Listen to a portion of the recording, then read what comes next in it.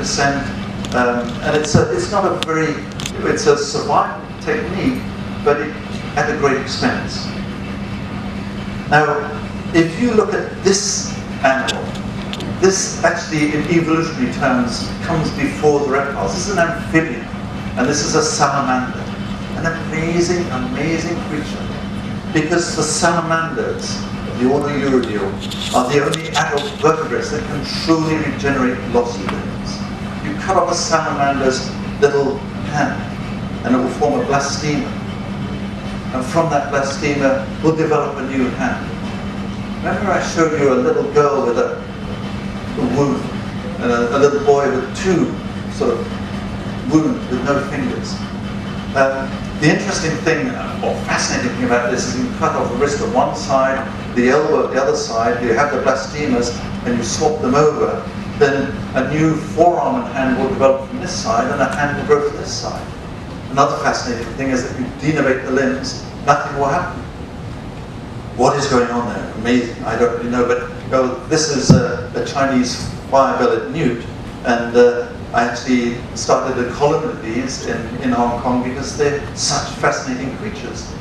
The trouble is that I'm very soft-hearted, and once I started the breeding colony, I got so attached to them, there's no way I could do any research on them. It's just the nature of life, isn't it? But look at this little boy. If we could actually, instead of doing all of the complex surgery, cut off his hand and treat that healing stump with whatever it is and get a new hand to grow, wouldn't that be absolutely amazing? Wouldn't that be absolutely incredible? And, okay, that's incredible. Now look at this. This is Durjoy from Bangladesh. Durjoy, I believe in Bengali, is invincible. Means invincible. And he is invincible because this is a little boy who was intended to die. His paternal aunt poured acid into his mouth. It's an inheritance problem. And this is one of the things about acid attacks. It's love, land, or loans. And this was a land issue. But he survived. And then he was sent down to Hong Kong when he was 2 years old, with terrible problems with the scarring in his mouth and not able to breathe through his mouth. And we did sort of complex surgery on him, but this is just a staging process. He's changed from a very dependent boy to a more independent boy, but he's still got this complex scarring inside.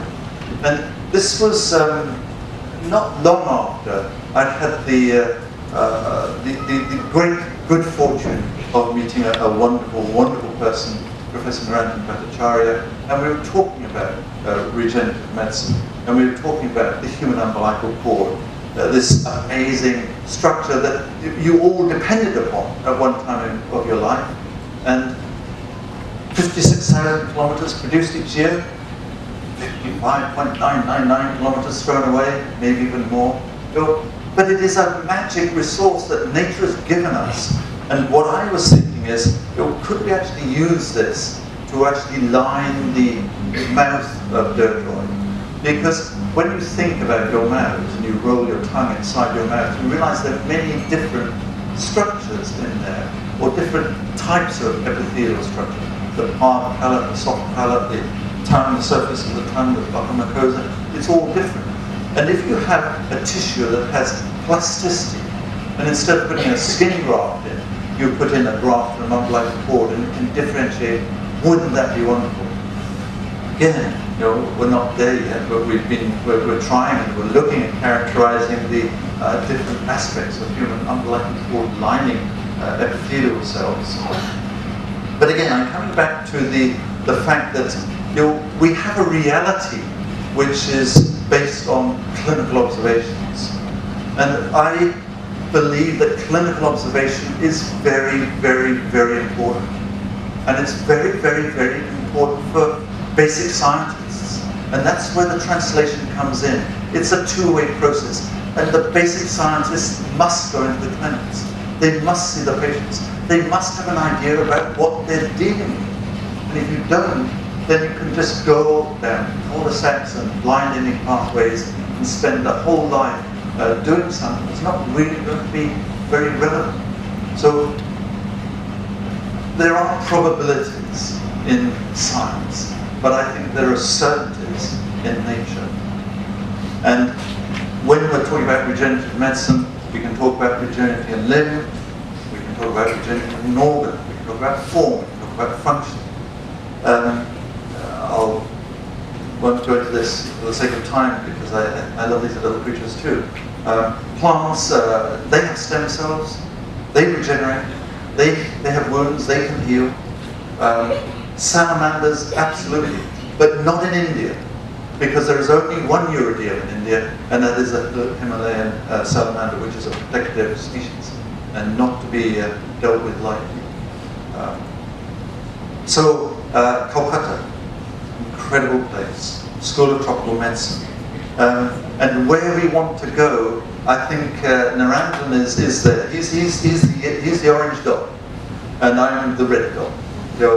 Way behind, because I'm trying to sort of map out where we've got to so far.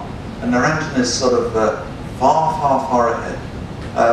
But what we want to do is translate nature into science, and science into clinical practice. And this is some of the material we've got to do that. And the purpose of showing this slide to you is that we can do a lot of different experiments, and a lot of terrible things have been done in the name of science by doctors, by scientists, experimenting on human beings. And we must not get involved in that. Whatever we do, it must be ethical. And so in the stem cell world, there's a lot of confusion about what is and what is not ethical. And that's another thing to introduce. And this is what comes as the other bit after the baby. And it looks a bit of a mess when it's just lying in a tray there. But when you start dissecting it apart and you see what nature has given us, the materials that nature has given us to actually treat each other, it becomes quite incredible. Now, this is, let's see if I can do that.